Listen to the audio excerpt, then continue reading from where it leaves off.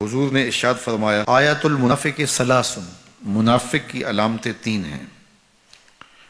جس شخص کے اندر یہ علامات ہوں تو وہ اس نیت سے سنیں کہ آج ابھی اسی وقت میں یہ مصمم عزم کرتا ہوں کہ اپنے سے کھرچ دوں گا ان چیزوں کو، اور اپنے من کو، اپنے اندر کو، اپنے باطن کو ان غلاظتوں سے پاک کروں گا۔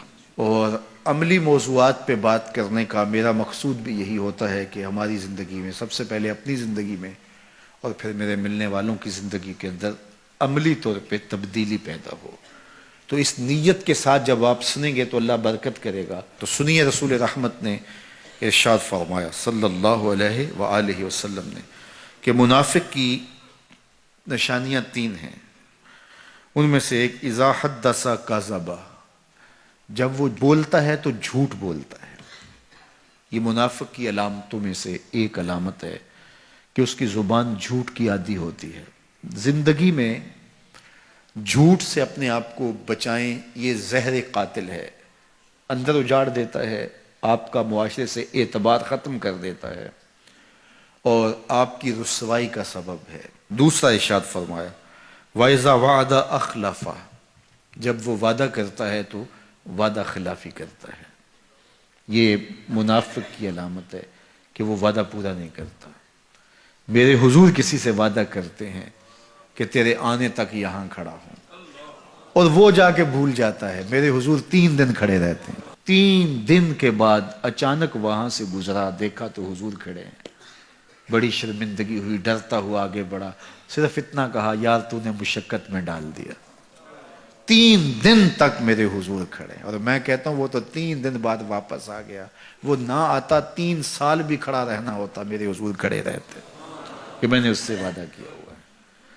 اور میں اور آپ دیکھیں کہ ہم کہاں کھڑے ہیں۔ ہم کسی سے وعدہ کریں، ہم خود وعدہ کرتے ہیں تمہیں 6 ماہ کے بعد پیسے دیں گے، وہ بیچارہ 6 ماہ کے بعد بھی جو ہے وہ 1 ماہ اور اوپر گزار لیتا ہے کہ چلو کوئی بات نہیں ہے، اور ہم اس کی موت کی دعا کر رہے تھے یا اللہ فوت ہی ہو جائے تو اچھی بات ہے۔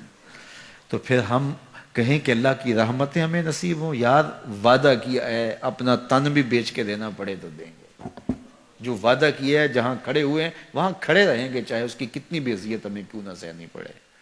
جب وعدہ کیا ہے تو پھر اس کو پورا کرو۔ تیسری بات میرے حضور نے ارشاد فرمائی وَإِذَا تُؤْمِنَ خَانَ، جب اس کے پاس امانت رکھی جائے تو خیانت کرے۔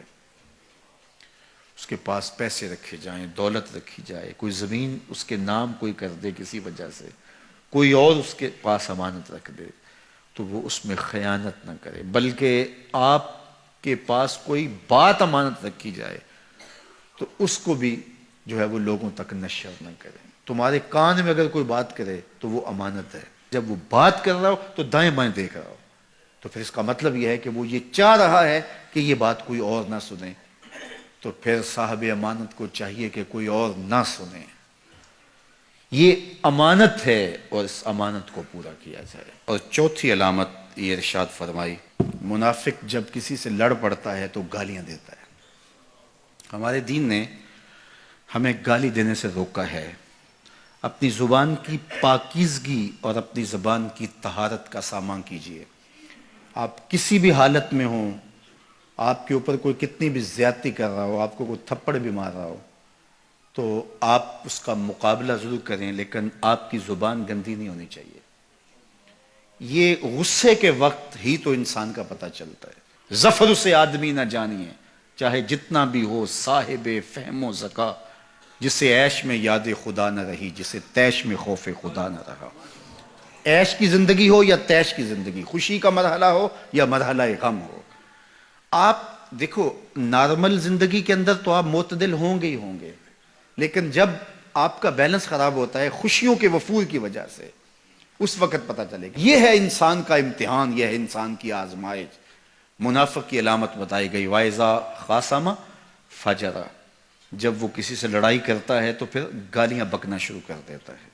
یہ منافقوں کی علامات میں سے ایک علامت ہے، جب وہ لڑتا ہے تو گالیاں بکتا ہے، جھوٹ بولتا ہے، امانت میں خیانت کرتا ہے، اور عہد کرے تو اس کی پاسبانی نہیں کرتا۔